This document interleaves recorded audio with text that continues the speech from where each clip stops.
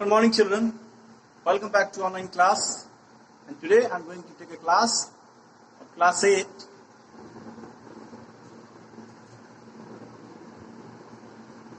Class 8 SST from Geography. आज जो हम पढ़ाई करने वाले हैं वो है हमारा चैप्टर नंबर 15 के बारे में. वो है हमारा लैंड एंड सॉइल. तो बहुत सारे टॉपिक के बारे में हम लोग पढ़ चुके हैं, जिसके बारे में हम लोग डिटेल में बातें किए थे पिछली बार.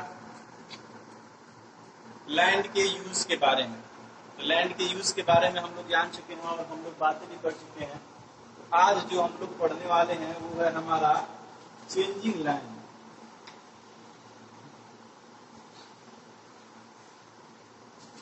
Changing land use.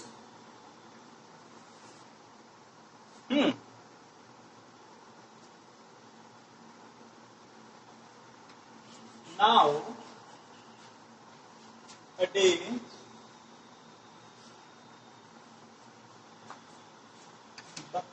the time has been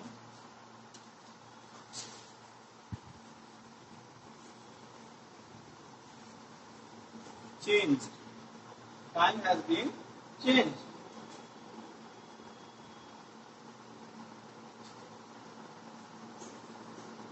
Due to the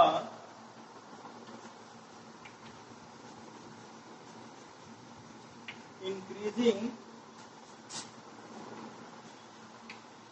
rate of population, due to the increasing rate of population, people changing their lifestyle and their demands are also increasing day by day.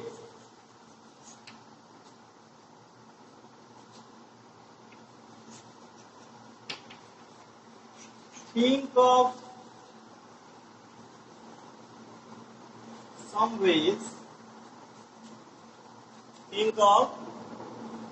ways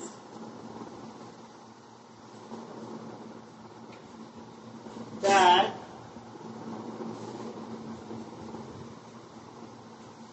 humans have changed the landscape as a form of agriculture, okay, mining, deforestation,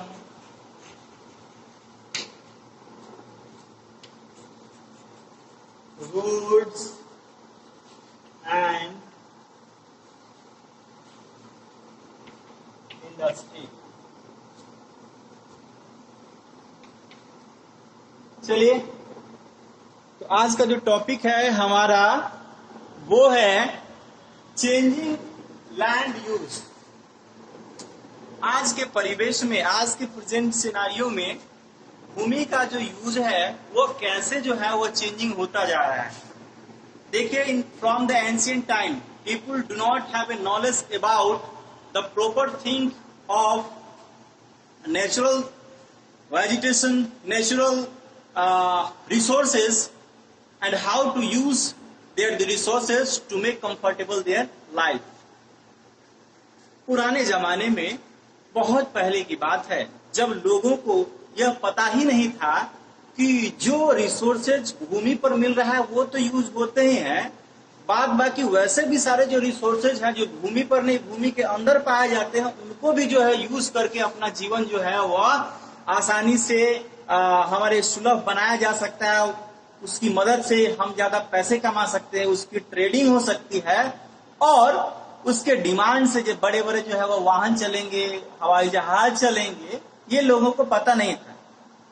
but time by time has been pass, जैसे जैसे जो है वो समय समय जो है वो पास करता चला गया, लोगों को इस बात का नॉलेज हो गया और इस बात का ज्ञान हो गया कि सिर्फ जैसे पेड़ पौधे, पहाड़, नदियां, महासागर, ये सभी जो जमीन पर पाए जाते हैं, फिर से एनिमल प्रोडक्ट्स, उसको जो है वो खाने पीने में वगैरह यूज किया जाता है, वो ऐसे रिसोर्सेज जो जमीन पर पाए जाते हैं वो तो यूज हम करते ही हैं, बल्कि वैसे भी चीज है जिनको हम माइनिंग करके, इनको खुदाई करके, जैसे कि हमारा मिनरल्स हो गया, ठीक है, पेट्रोल हो गया, डीजल हो गया, ये सब क्या है, खुदाई से हम लोग प्राप्त करते हैं। और इसी को खुदाई से प्राप्त करके विभिन्न तरीकों से इसको रिफाइन करके, और पेट्रोल में है, डीजल में है, मोबिल में है, मिट्टी तेल में है, ग्रीस में है, रिफाइन करके उसके नीड के अकॉर्डिंग हम लोग यूज करते हैं और साथ ही इसका ट्रेडिंग भी करते हैं और इसका व्यापार जो है वो धीरे धीरे बढ़ता है। तो देश बाय देश, कंट्री से कंट्री, स्टेट से स्टेट, इंपोर्ट एक्सपोर्ट का बिजनेस जो है वह चलता है। आज के सिनारियो में जैसे जैसे हमारा इंक्रीजिंग रेट बढ़ता जा रहा है, हमारे पॉपुलेशन का, हमारा जैसे जनसंख्या बढ़ता जा रहा है, हमारे डिमांड्स भी वैसे ही बढ़ते जा रहे हैं और हमारे डिमांड्स बढ़ने के कारण जो है वो फ्लैट लैंड्स की ज्यादा जरूरत पड़ रही है, क्योंकि हम अच्छी तरह से जान रहे हैं कि 29% की भूमि है, उसी में है पहाड़ है, पठार है, डेजर्ट है। तो आपको पता होना चाहिए कि सभी जगह जो है वो इंडस्ट्री बैठा नहीं सकते, हर जगह जो है वह बुर्ज खलीफे के जैसा लंबा लंबा बिल्डिंग बना नहीं सकते। ये मिट्टी के गुणवत्ता के अकॉर्डिंग जो है वह डिपेंड करता है कि कैसी मिट्टी है। और जैसे हर जगह कपास की खेती नहीं कर सकते, हर जगह धान की खेती नहीं की जा सकती, हर जगह कॉटन का फसल नहीं उगाया जा सकता, जूट का फसल नहीं उगाया जा सकता। ये प्रॉपर जो है उसके एनवायरमेंट के ऊपर डिपेंड करता है, मिट्टी के फर्टिलिटी के ऊपर डिपेंड करता है। ठीक, तो जैसे जैसे लोगों का जो है वो डिमांडिंग बढ़ता जा रहा है तो भूमि का यूज भी वैसे ही काफी बढ़ता जा रहा है और काफी बढ़ने के कारण, उनके डिमांड्स के कारण जो है वो जो नेचुरल रिसोर्सेज जो नीचे दबी पड़ी थी वो धीरे धीरे खत्म हो रहा है। और हमें पता है कि वो क्या है, लिमिट मात्रा में पाए जाते हैं और लिमिट मात्रा में पाए जाते हैं, इसलिए हमको यह भी देखना होगा ताकि लिमिट मात्रा में हम यूज करें कि उसके फ्यूचर आने वाले लोग भी इस चीज को यूज कर पाए। ठीक, तो इस तरह से जो है हमारा लैंड का जो चेंजिंग है, हमारा भूमि का चेंजिंग जो है वह दिन प्रतिदिन बढ़ता जा रहा है। धीरे धीरे इंडस्ट्री जो है वो बढ़ते जा रहा है, धीरे धीरे जो है वो गांव शहर में परिणित होते जा रहे हैं, रोड्स बनते जा रहे हैं, सारी फैसिलिटीज जो है वो होती जा रही हैं। तो इस फैसिलिटी के कारण जो है वो जमीनी स्तर पर काफी चेंजिंग आया है और इस चेंजिंग के कारण हमारे नेचर में अनबैलेंसिंग भी होता है। तो चलिए नेक्स्ट टॉपिक हमारा है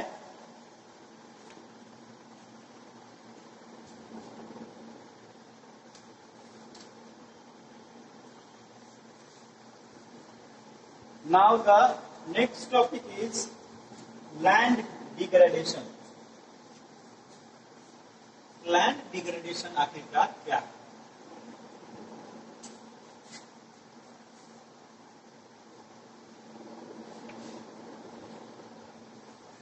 land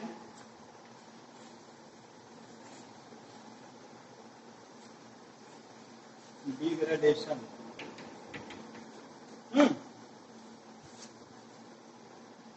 over exploitation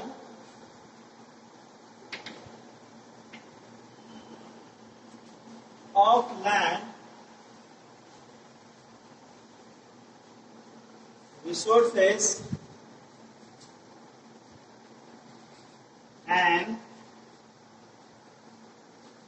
desertization causes land degradation.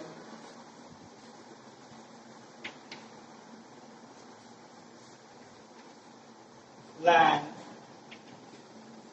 slides, soil erosion, and desertification.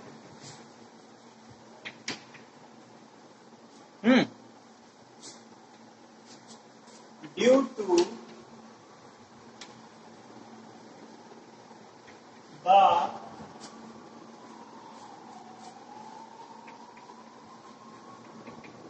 excessive use of land which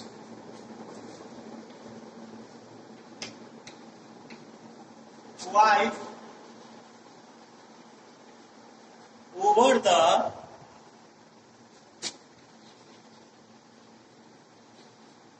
demands. It means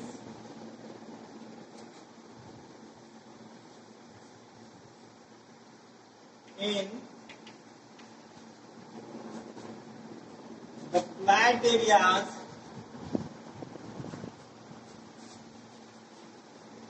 overgrazing of animal are also causing of land degradation. Okay? These all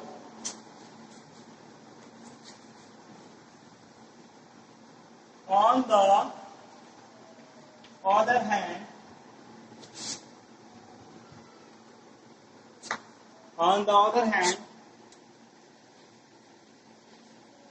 दूसरी तरफ due to the melting of glacier,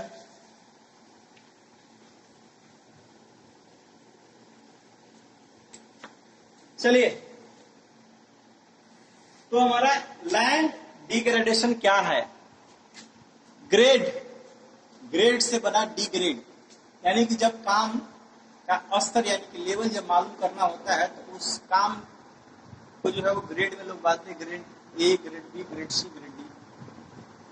आप जो work करते हो, आप जो exam देते हो, उस एग्जाम का जो सब्जेक्ट का जो नंबर होता है वो भी ग्रेड बाय ग्रेड जो है वो बढ़ता है। यानी यहाँ लैंड डिग्रेडेशन से तात्पर्य यह है कि लैंड की जो है वह दुर्दशा कैसे होती जा रही है, भूमि जो है वह कैसे अपनी उर्वरा शक्ति को खोता जा रहा है, भूमि कैसे अपनी चीजों को व्यवस्थित नहीं कर पा रहा है, लैंड कैसे पॉल्यूटेड होते जा रहा है। तो अगर इन सारी चीजों को देखा जाए तो इसके पीछे जो है वह बढ़ती हुई जनसंख्या है। जैसे हमारा देख रहे हैं over exploitation of a land and A concentration causes and land degradation. Land degradation का सबसे बड़ा कारण क्या है? हमारा landslides, soil erosion, deforestation. Landslides आखिर क्या है? क्या देखिए, जैसे जैसे जो है ग्लेशियर जो है हिमालय पर्वत पहाड़ पर जो है वो जमा होते जा रहे हैं, गर्मियों के मौसम में वो धीरे धीरे क्या होते हैं, वह पिघलने लगते हैं। पिघलने के कारण जो है वो पहाड़ से ऊंची, पहाड़ से पानी आता है, तो पानी आने के कारण क्या होता है, गिरने के कारण सॉइल इरोजन होता है, और सॉइल इरोजन होने के कारण जो है वो जगह जगह पर हिली एरिया जितने सारे हैं एक बार टूट के वो धड़ाक गिर जाता है, उसी को बोलते हैं लैंडस्लाइड्स। ये लैंडस्लाइड बहुत ही खतरनाक होते हैं, कब कहाँ कैसा कौन सा पहाड़ आकर टूट के आपके सामने गिर जाए कोई ठीक नहीं है, क्योंकि ग्लेशियर का मेल्टिंग इतने खतरनाक रूप से होता है, पानी का बहाव इतने खतरनाक रूप से होता है और उसका इरोजन भी उतना ही डेंजरस होता है और उसके प्रभावी परिणाम भी बहुत ही खतरनाक होते हैं। तो देखने से ये मिलता है कि कैसे लैंड का जो है वह भाग टूट कर एक जगह गिरता है। ठीक है, फिर है सॉइल इरोजन। सॉइल इरोजन का सबसे बड़ा क्या काम है? डिफोरेस्टेशन। जैसे जैसे जो है वह ह्यूमंस की डिमांड बढ़ते जा रहे हैं, जंगल की कटाई होती जा रही है। जंगल की कटाई होने के कारण जो है वह मिट्टी की जो उर्वरा शक्ति खत्म होती जा रही है। घास वगैरह जितने भी सारे हैं अब जमीन पर से हट जाएंगे, तो जब बारिश होगी तो मिट्टी का कटाव बढ़ेगा, मिट्टी एक जगह से दूसरी जगह चली जाएगी। जो मिट्टी पहले से फर्टाइल रहेगी उसकी फर्टिलिटी खत्म होती जाएगी, वहां से फर्टाइल होकर दूसरी जगह वो चला जाएगा। जैसे जैसे जो है नेचुरल वेजिटेशन जो है खत्म होते जाएंगे, आप ध्यान देंगे कि हाँ कि बारिश भी कम होती जाएगी। बारिश कम होने के कारण क्या होगा? वो जगह जो है वह क्या हो जाएगा? डेजर्ट में परिणित हो जाएगा, और डेजर्ट में परिणित होने के बाद वहां का क्लाइमेट पूर्णतः चेंज हो जाएगा, हॉट एंड ड्राई हो जाएगा। इस तरह से क्या है, हमारा लैंड का जो है वह दुर्दशा होता चला जाएगा और लैंड भी हमारा जो है वह बर्बाद होता चला जाएगा। ठीक है, अब चलिए हम next topic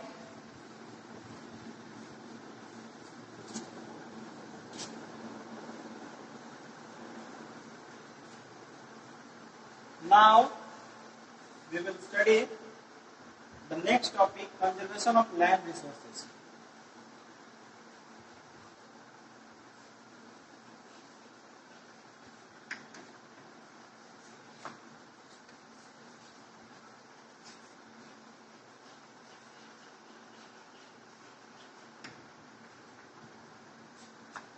Conservation of land resources.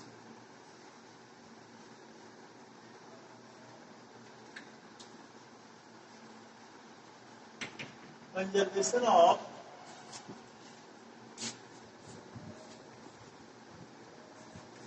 land resources is vital thing that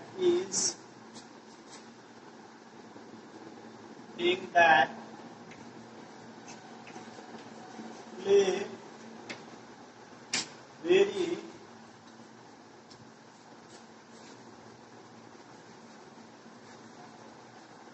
important role in human's life.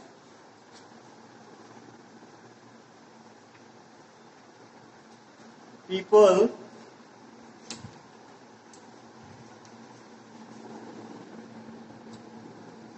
continuously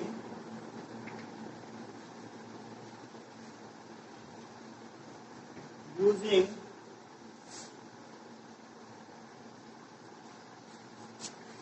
the land resources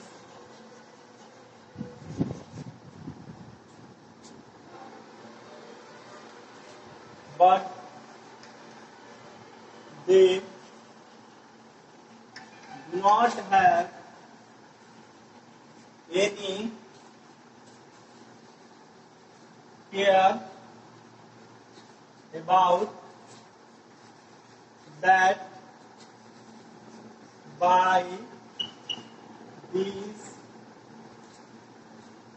by some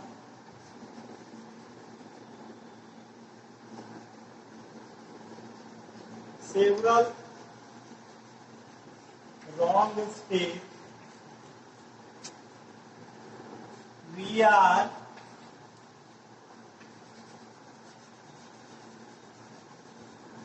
unbalancing the nature. So it is very important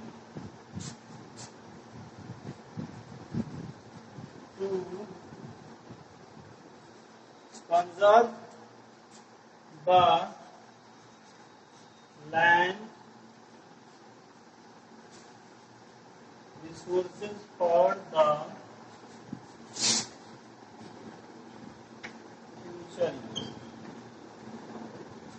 ठीक है,